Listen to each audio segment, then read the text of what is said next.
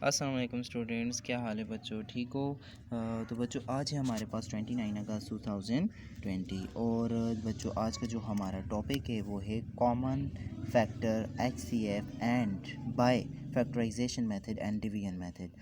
तो बच्चों HCF आपने फाइंड करना तो सीख लिया होगा, पीछे लेक्चर में भी मैं बताता रहा हूँ कि HCF कैसे फाइंड करते हैं। आज इसकी रिवीजन कर लेते हैं।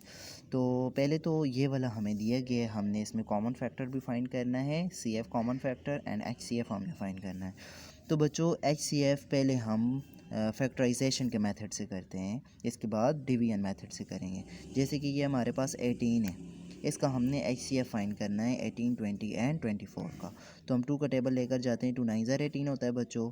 आगे 3 का टेबल लेकर जाएंगे, 3 3 ज़ार 9 होता है और 3 1 ज़ार 3। इसी तरीके से बच्चों आपने करना है 20 का भी इकट्ठा भी कर सकते हैं, अलग-अलग भी कर सकते हैं, जिस तरीके से आपकी मर्ज़ी। तो 2 का टेबल लेकर जाओ, 2 10 ज़ार 20, ठीक हो गया। अगेन 2 का लेकर जाओ, 2 5 ज़ार 10, आगे 5 1 ज़ार 5, ठीक हो गया। तो इसके बाद क्या है 24 है, तो हमने 24 को भी इसी तरीके से हमने इसकी फैक्टराइजेशन करनी है। तो 2 का टेबल लेकर जाएंगे, 2 1 ज़ार 2, 2 2 ज़ार 4, आगे 2 6 ज़ार 12, आगे 3 का जाएगा, 3 2 ज़ार 6 एंड 2 1 ज़ार 2, ठीक हो गया बच्चों। तो अब हमने इसके फैक्टर लिखने हैं। अब 18 के फैक्टर क्या हैं बच्चों? ये वाला 2 मल्टीप्लाई 3 मल्टीप्लाई 3। आगे 20 के फैक्टर क्या हैं बच्चों? हमने 20 के फैक्टर यानी ये लिख रहे हैं 2 मल्टीप्लाई 2 मल्टीप्लाई 5, 2 मल्टीप्लाई 2 मल्टीप्लाई 5, ठीक हो गया। 1 भी है, अगर हम इसके साथ ये वाला जो 1 है ये इधर लिख दिया, मल्टीप्लाई ये वाला 1 हमने इधर लिख दिया।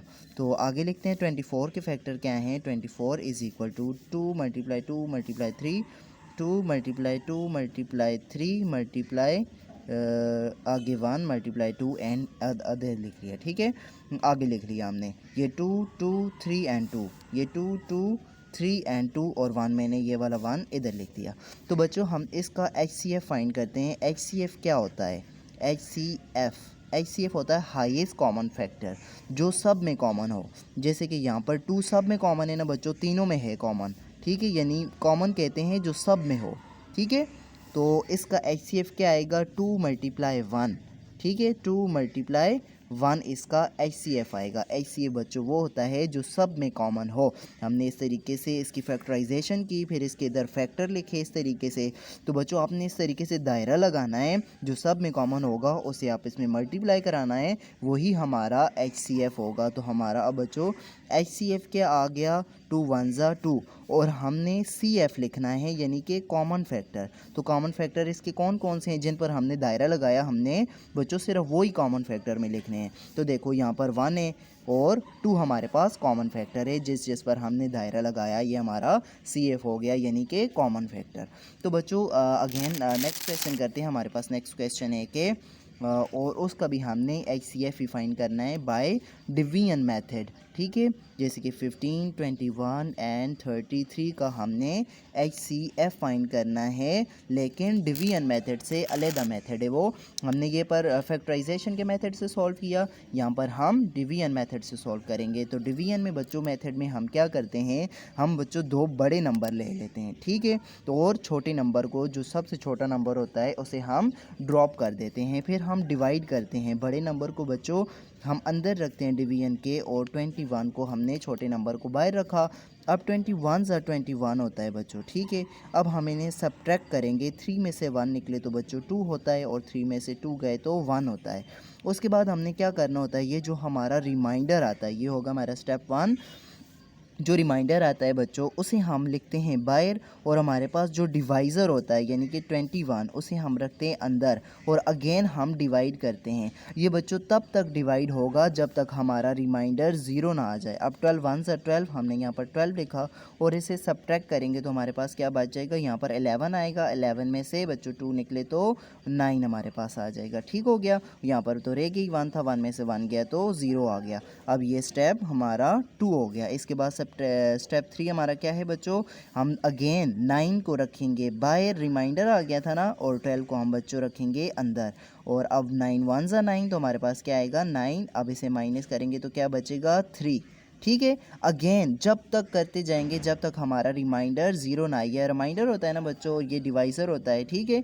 तो अब हम अगेन 3 को बाहर रखेंगे, स्टेप हमारा 4 है। 3 को बाहर रखा और 9 को अंदर रखा, तो 3 3 ज़र बच्चों होता है 9। अब माइनस करेंगे तो ज़ीरो। अब रिमाइंडर हमारे पास ज़ीरो आ गया।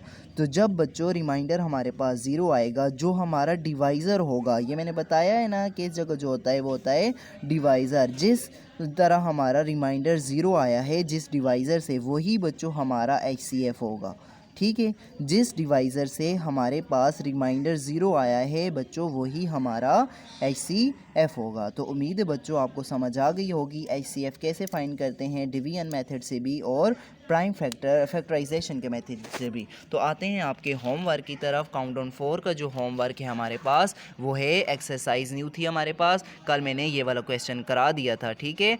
ये वाला सिंपल HCF फाइंड करना है आपने, इसमें से काउंटडाउन 4 का है, ठीक है। इसमें से आपने कॉमन फैक्टर, मैंने बताया है ना कॉमन फैक्टर कौन कौन से होते हैं जिन पर हम दायरा लगाते हैं, और HCF भी आपने इसका फाइंड करना है। क्वेश्चन नंबर 6 भी करना है, जिससे मर्जी, अगर कुछ नहीं बताया हुआ उन्होंने प्राइम फैक्टर से करना है या डिवीजन मेथड से, आपको जो मेथड दोनों से आसान लगता है उस मेथड से सॉल्व कर लो। ये क्वेश्चन नंबर 7 है, इसमें भी आपने डिवीजन मेथड से यूज़ द प्राइम फैक्टर, वही फैक्टराइजेशन करनी है आपने इसमें से भी।